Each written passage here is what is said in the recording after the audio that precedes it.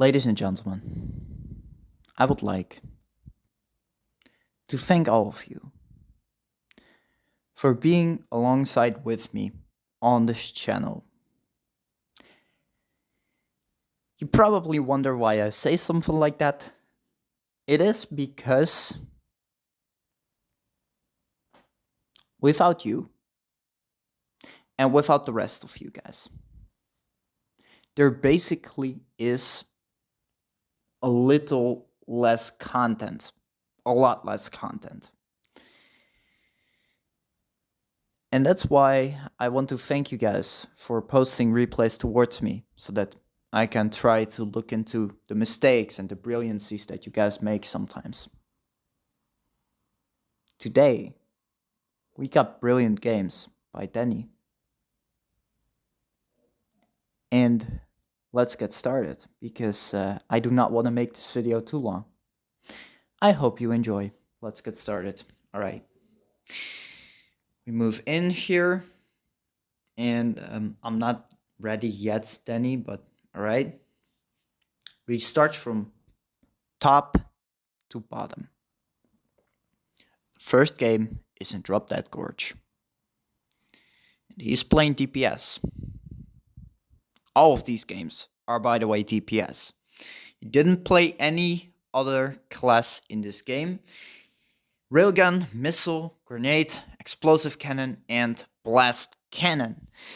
I already got one question here, but it's not actually a big mistake here.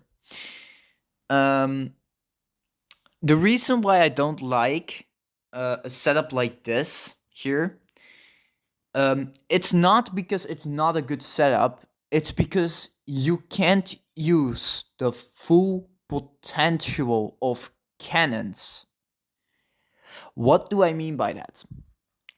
You see, grenade lights someone on fire for 3 seconds, I think. That is not enough to hit 2 cannon shots. I mean, you can probably, but it's gonna be very hard, and you have little time there. And your opponents obviously are not gonna move easy to hit, you know? To a stationary target, this setup will be a beast because it will shred like crazy.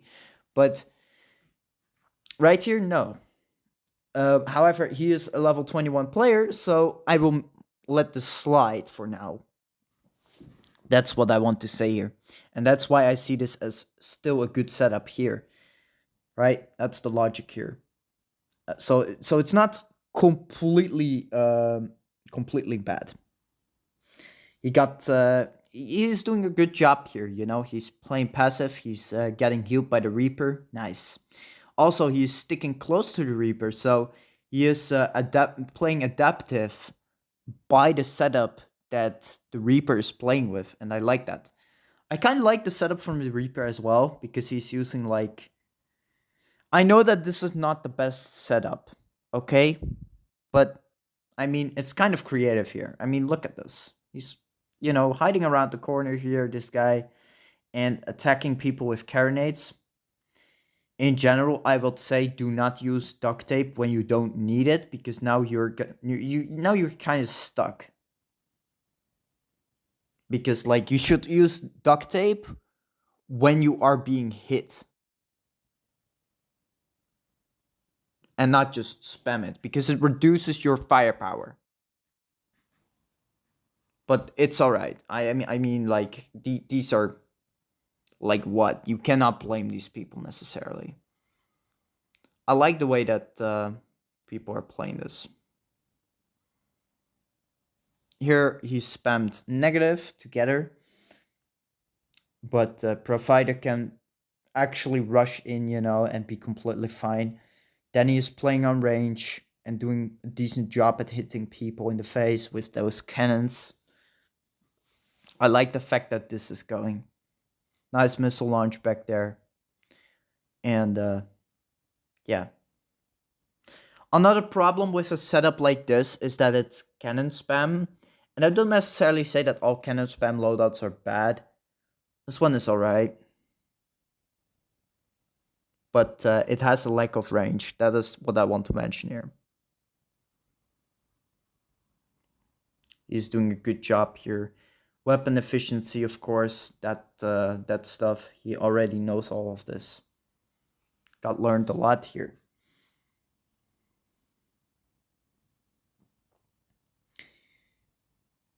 Okay, nice. All right, that defender is going down.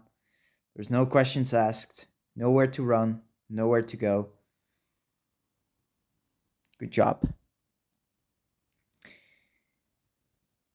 And he got top DPS. Despite not having the strongest setup ever, he did it. Despite being lower HP. Good job there in the event. I like that. We are gonna go to the second replay. And yeah. I'm not lying to you. This is absolutely amazing gameplay. I just got flabbergasted here. I also want to kind of apologize towards Danny because it has been taking pretty long in order to make this video. I was kind of busy with other things. But yeah, I mean, my younger brother sometimes visited here, and you know, we were just chatting like 1 day ago, 2 days ago, you know, things like that. We are gonna go to the second replay right here. And this one is from what I believe in, yeah, Damage Depot. My favorite map in terms of where my story started, you know. You guys remember that video. I never forget that map for this reason. Alright, let's go. This is gonna be great. He's playing shooter, and this is a good setup. A mine, an explosive cannon, a grenade. You guys have seen this setup before. You guys know how I think of this. This is going well. Okay, let's see how he plays it. Alright. Yeah, in general, you want to place the mines here, but I don't hate this. The reason why you want to place the mines here is because the teams are gonna push there, obviously. Speeder is gonna flank. We are the shooters here. He's doing a decent job at covering people. Then he's doing a pretty good job at that. Shooter is getting attacked. And things take a while. He's placing a mine in the grass here. That is pretty nasty, because people not always expect you to do something like that. Plus, the mine is harder visible, kind of. And some people hate mines. I know that Angelic Pro would love if mines got banned. I mean, I don't blame her, okay? I don't blame her to the point. I will laugh if someone bumps into a freaking mine. It's gonna be so fun, you know? Explosive cannon hit right there. Ooh. Almost. Sadly. Nobody is actually rushing into a mine. Nice broken hit back there. That person was about to use the waves. So it was a dangerous shot, but it was worth it. Nice explosive cannon kill. And right now it's 3 versus 3, but it's a little worse than that because we have a fixer. If the fixer knows what the person is doing, then yeah, we have a big advantage here. We have at least 1 ship advantage. But the enemy team is not backing down, man. That's something dangerous.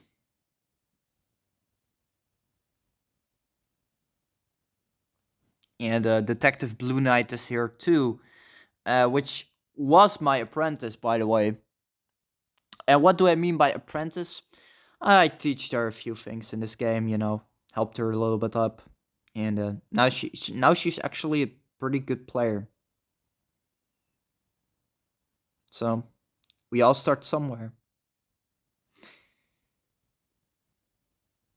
She's taking cover. I'm just kind of viewing it from her perspective here instead of Danny, because I mean, like, Danny shouldn't always be the main protagonist here, and I'm not just criticizing her. Okay, yeah, she's sinking here. Man, this is why do you equip a small bandage? The big bandage is 10 times better. Or maybe she doesn't have the big bandage. That is also a thing. I mean, I'm not hating on it, but just don't really understand it. But that's okay. We are gonna view it again from Danny's perspective, and if this person here was smart, this person will run away and let Mafu do all the heavy lifting, Instead of that, Zodiac, the ZMRD or whatever, decides I'm gonna die by the sword and I'm gonna just attack with triple torpedo spam or whatever. Now the thing is, this move has no threat, right? You just hope for a hit, but it's not happening. Also, tunnel vision, you hit a mine. Okay, and here Danny did something brilliant. And why do I mark this as brilliant? Many beginners here will go, oh, I'm gonna go after the shooter, hey! But instead, look at what he does. Moving towards the emergency capture zone. And why do I call this an emergency capture zone? Because it is. And he is capturing, and this person cannot turn it back down. And even if this person could, it will be particularly impossible because Danny can just get point blank range and dodge the torpedoes because this guy is spamming torpedoes. This is why you never ever use torpedoes only. This is what I urge all of you. But I don't need to explain any of that because you guys know my videos.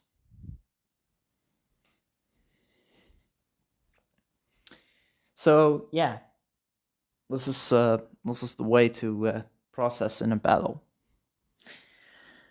All right, the last replay, and this is the most insane battle thus far. This is a 2 versus 4 clutch,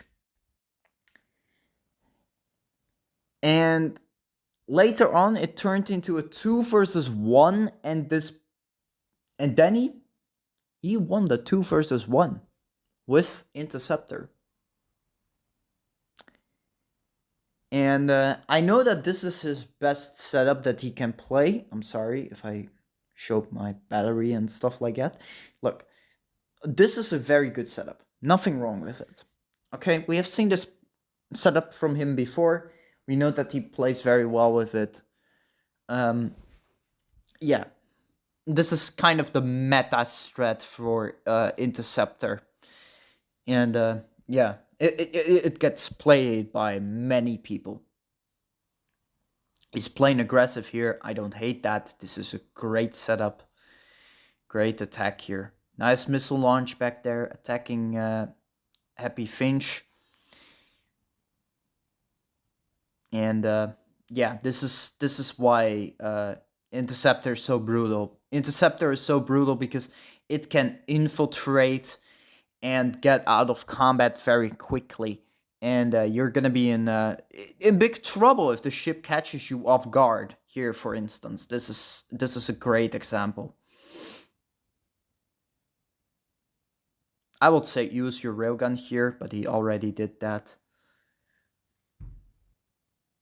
Make use of your nitro, indeed. Your mobility is your best weapon here, and the capture here is not a good capture, as you can see from this battle, because people can enter on many different sides. And this shooter is kind of stupid, spamming bandages like crazy. I mean, yes, you have insane health regen, but you lack max HP. Sorry, you lack max HP, and that is the problem with it. And the enforcer is kind of splitting up here, so we are kind of doing a 1 versus 1 here, which is kind of nuts. It's kind of nuts. So we got a 2 versus 2 fight here, and the enforcer decides, and now I'm gonna show up. This is why people lose these 2 versus 4 battles so much, because they have a lack of strategy. If that enforcer coordinated together with its team, nothing would have happened. They would have won the game. Even if they went capture, they would have won the game, because the 2 DPS players will just be outnumbered and outgunned. Instead of that, the enforcer decides, I'm also gonna rush in and throw the game. And now we are in an epic 1 versus 1. And Danny won this battle, not by a miracle, but by dodging the railgun in time, shooting a grenade over the waves, throwing the missile over the waves, and shooting him down with the blast cannon. A quad kill, top damage, and completely carried this game. Amazing. This is by far the best battle that I have him ever seen play thus far. And I really mean that. Danny, I believe that you someday become a Nightmare League player. Maybe even you are already better than me. Because I was stuck in Warrior for 3 freaking years, if not more. And then I reached finally Ace. Because by some miracle, Rovio finally came up with the right update that helped me push through.